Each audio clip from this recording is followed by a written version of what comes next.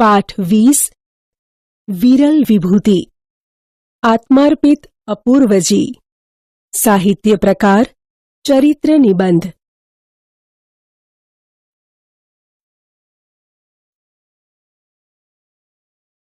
ભારતની પુણ્યભૂમિ પર અનેકાનેક સંતો થઈ ગયા છે.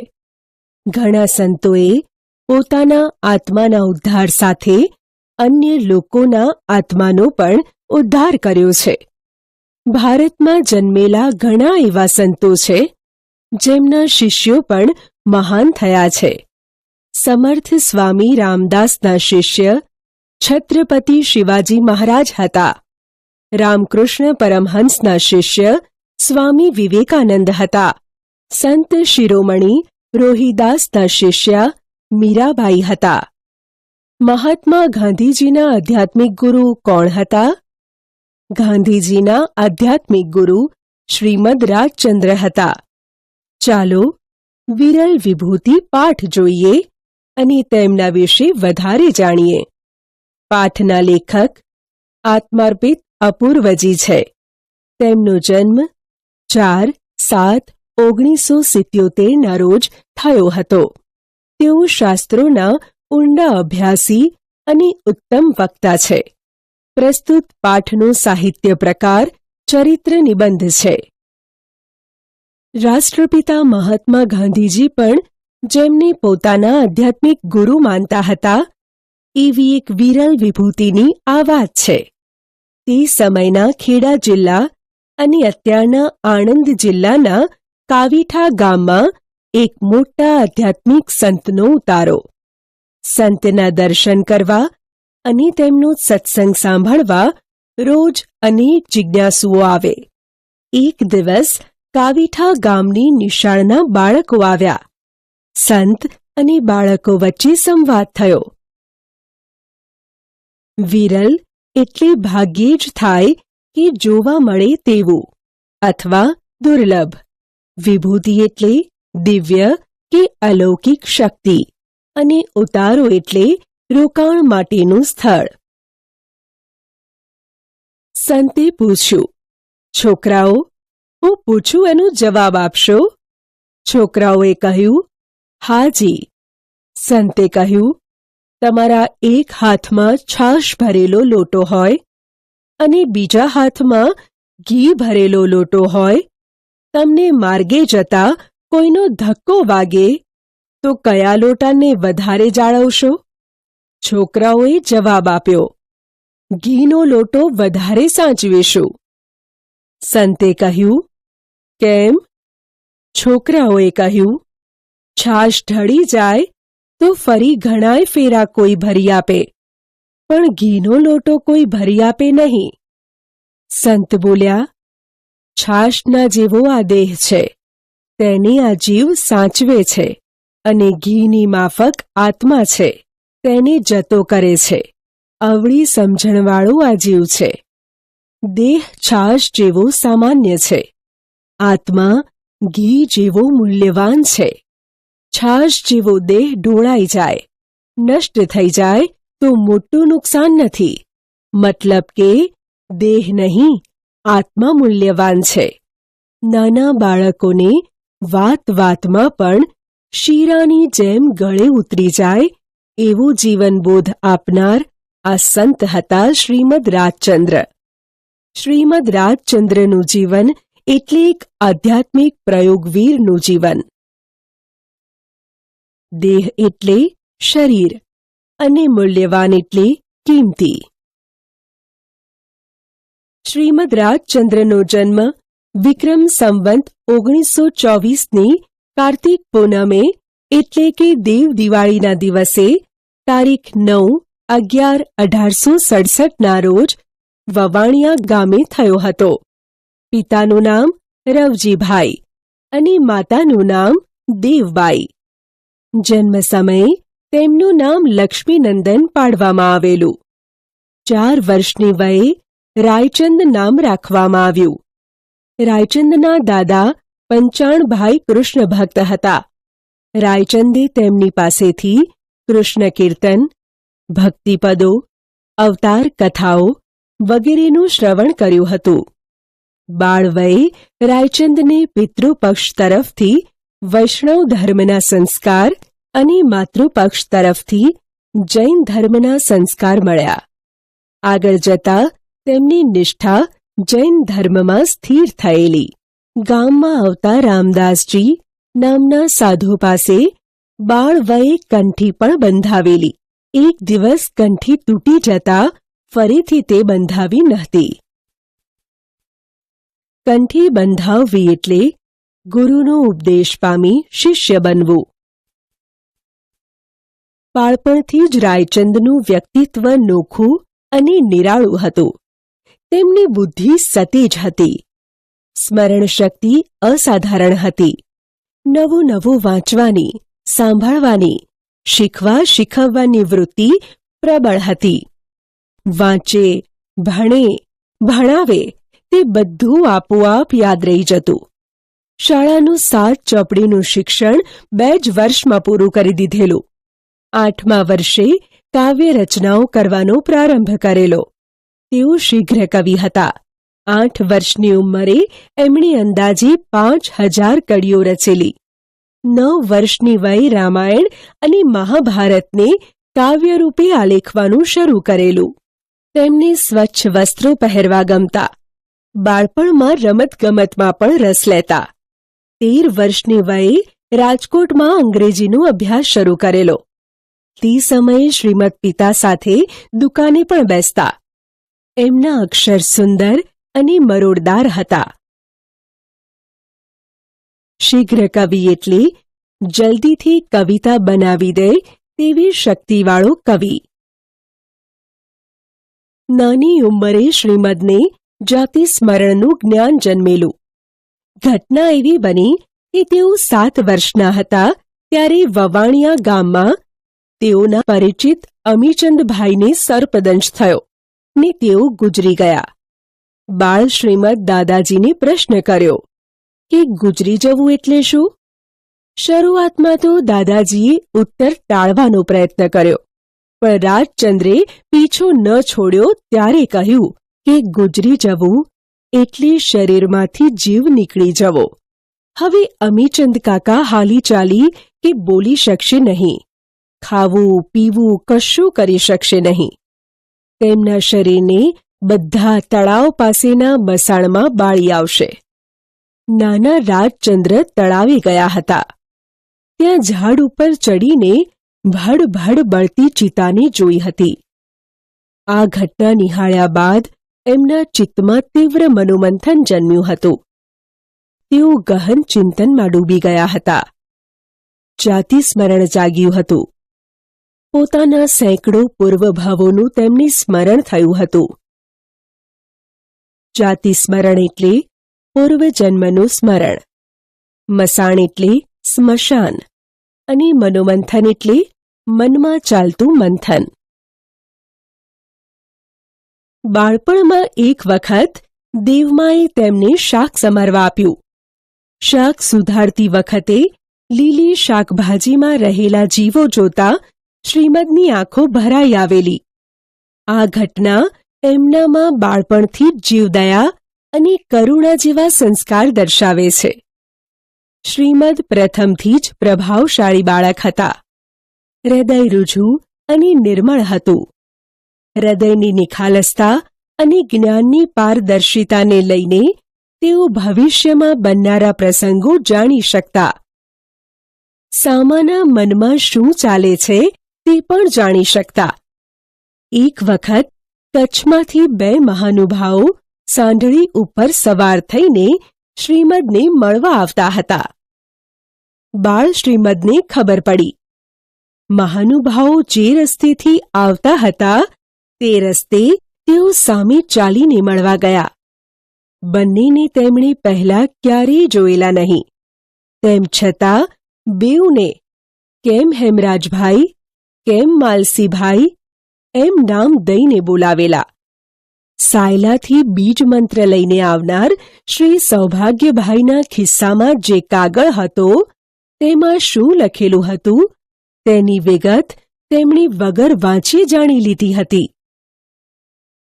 સાંઢણી એટલે માદા ઊંટ અથવા ઊંટડી અને બીજ મંત્ર એટલે જેમાં કોઈ દેવતાને પ્રસન્ન કરવાની શક્તિ સમાયેલી હોય તેવો મંત્ર. શ્રીમદ એકવાર શ્રી ધારસીભાઈ સાથે રાજકોટ આવ્યા હતા. રાજકોટ શ્રીમદનું મોસાળ. ત્યાં એમના 2 મામા રહે. મામાએ પૂછ્યું, તમે કોની સાથે આવ્યા છો? શ્રીમદજીએ કહ્યું, ધારસીભાઈ સાથે. મામાઓ અને ધારસીભાઈ વચ્ચે રાજ સંબંધી ખટપટનું વેર. બંને મામાએ ધારસીભાઈને ઠેકાણે પાડી દેવાનો કારસો ઘડેલો. એમની વાતચીત ઉપરથી રાજચંદ્રની ગંધ આવી ગયેલી. તેઓ ધારસીભાઈને ઘરે ગયેલા. કારસાની જાણ કરી ધારસીભાઈને અગાઉથી ચેતવી દીધેલા. શ્રીમદ પહેલેથી જ પરહિત અને પરોપકારની ભાવનાવાળા હતા. ઠેકાણે પાડી દેવુંનો અર્થ અહીં મોતને ઘાટ ઉતારવું. કારસો એટલે કાવતરું અને ગંધ આવવીનો અર્થ શંકા પડવી થાય. વાચન અને અધ્યયનની જેમ તેમની લેખન શક્તિ પણ ઘણી નાની ઉંમરથી ખીલી ઉઠી હતી. 11 વર્ષની ઉંમરે બુદ્ધિ પ્રકાશ જેવા સુપ્રતિષ્ઠિત સામયિકમાં તેમના લેખ પ્રસિદ્ધ થવા લાગેલા. 13-14 વર્ષની ઉંમરે સંસ્કૃત પ્રાકૃત ગ્રંથોનો અભ્યાસ કરેલો. 16-17 વર્ષની ઉંમરે સ્ત્રી નીતિ બોધક વિભાગ પહેલો પુસ્તક લખેલું. આમાં તેમણે સ્ત્રીઓ શિક્ષિત થાય, તેમની માટે સારા ગ્રંથો લખાય, બાળલગ્નો, કજોડા વગેરે કુરિવાજો બંધ થાય એ વિશે લખ્યું છે. આ જ સમયમાં મોક્ષમાળા અને પુષ્પમાળા ગ્રંથોની રચના કરેલી. મોક્ષમાળા 3 દિવસના ટૂંકા ગાળામાં લખાયેલો ચિંતન ગ્રંથ છે. પુષ્પમાળામાં સૂત્રાત્મક શૈલીમાં 108 બોધ વચનો લખાયેલા છે. નીતિબોધ અને ધર્માચરણના પ્રેરક વાણી વચનો છે. નડિયાદમાં એકી બેઠકે માત્ર 1.5 જ કલાકમાં શ્રીમદજીએ રચેલો શ્રી આત્મસિદ્ધિશાસ્ત્ર નામનો 142 ગાથાનો પદ્યમય ગ્રંથ તેમનો સર્વોત્કૃષ્ટ દર્શન ગ્રંથ છે. વઢવાણ કેમ્પમાં તેમણે ઈસવીસન 1900માં પરમશ્રુત પ્રભાવક મંડળની સ્થાપના કરેલી. આ સંસ્થાએ ઉચ્ચ કોટીનું સાહિત્ય વિવિધ ભાષાઓમાં પ્રસિદ્ધ કરેલું છે. ગુજરાતમાં તેમના નામ સાથે જોડાયેલી અનેક સંસ્થાઓ અગાસ, કોબા, અમદાવાદ, ગુજરાત વિદ્યાપીઠ, સાયલા, રાજકોટ, મોરબી, ખંભાત, ઈડર, સિમરડા, કાવીઠા, ધરમપુરમાં કાર્યરત છે. પરમશ્રુત એટલે ઉત્તમ જ્ઞાન. શ્રીમદ બાળપણથી જ શતાવધાની શક્તિ ધરાવતા હતા. શતાવધાન શક્તિ એટલે એક સાથે 100 વસ્તુઓ ભૂલ વિના ક્રમમાં યાદ રાખવાની શક્તિ. 19 વર્ષની ઉંમરે તો એ સિદ્ધિ એમની સહજ બની ગયેલી.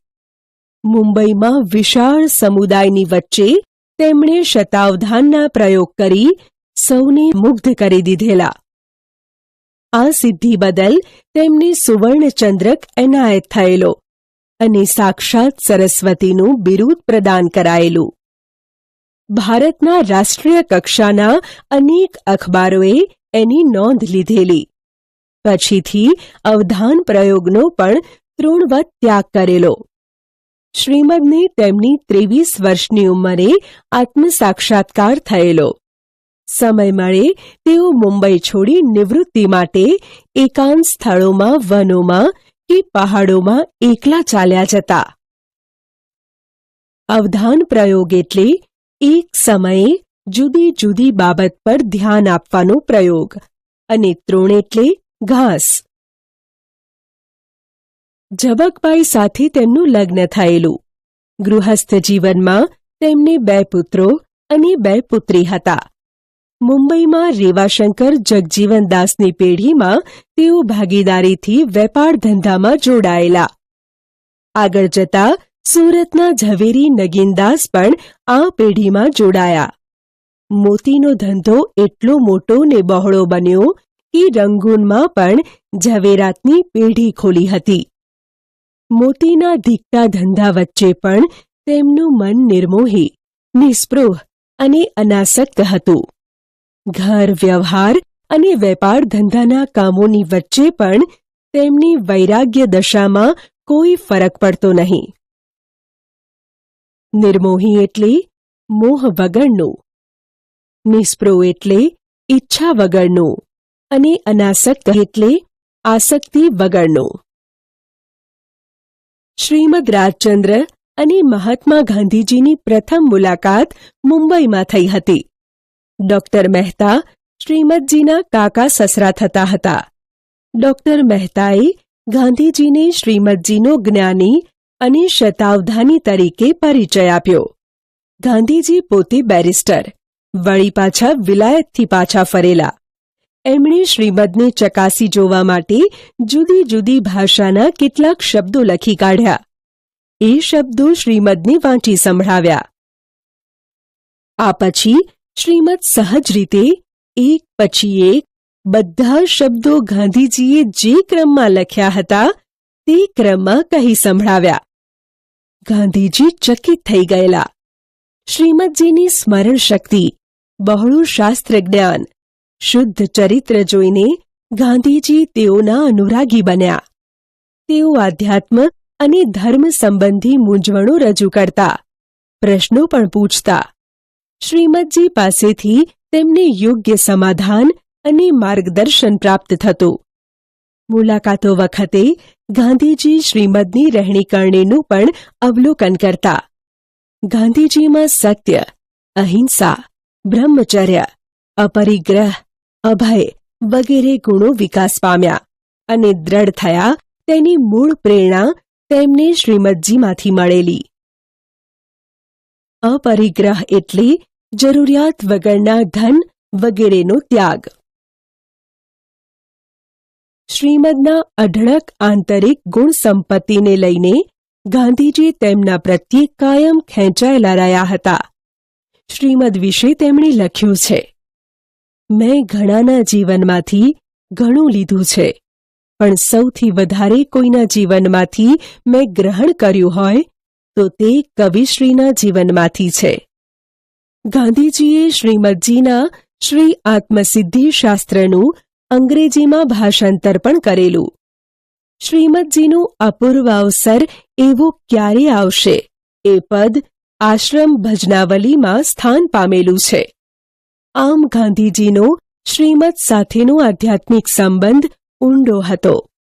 શ્રીમદ રાજચંદ્ર અને મહાત્મા ગાંધીજીનો અંતરંગ સંબંધ એ માત્ર તેમના બંનેના જીવનનું જ નહીં, માત્ર ગુજરાતનું જ નહીં, પરંતુ ભારતના સાંસ્કારિક, રાજકીય અને આધ્યાત્મિક ઇતિહાસનું એક ઉજ્જવળ પ્રકરણ છે. અંતરંગ એટલે આત્મીય અથવા ખૂબ નજીકનું. જીવનના તમામ વ્યવહારોની વચ્ચે પણ શ્રીમદ રાજચંદ્ર એ સર્વે પ્રત્યે ઉદાસીન અને તટસ્થ રહેતા. કશાનું વળગણ નહીં, રાગ પણ નહીં અને દ્વેષ પણ નહીં. દેહ છતાં વિદેહી દશા. ઉત્તરોત્તર આ દશા વધારે નિર્ણાયક બનતી ગયેલી. દેહ એમને મન ધર્મ સાધનાનું સાધન માત્ર હતો. એમ કરતા એક સમયે તેમનું વજન 57 રતલ જેટલું થઈ ગયું હતું. સંગ્રહણીનો વ્યાધિ પણ લાગુ પડેલો. હવાફેર માટે કેટલાક સ્થળોએ ગયેલા. છેવટે રાજકોટમાં મુકામ કરેલો. ઈસવીસન તારીખ 9/4/1901 રાજકોટમાં તેમણે આત્મ સ્વરૂપમાં સમાધિપૂર્વક શરીરનો ત્યાગ કર્યો. દેહ વિલય સમયની તેમના દેહની કાંતિ શાંત અને અનુપમ હતી. 33 વર્ષના ટૂંકા જીવનકાળમાં તેઓ એક યુગ પ્રવર્તક ભારતીય જૈન સંત તરીકેનું જીવન જીવી ગયા. જૈન તીર્થંકરોની પરંપરામાં તેઓ આજના યુગના મહાન તીર્થંકર સમાન હતા.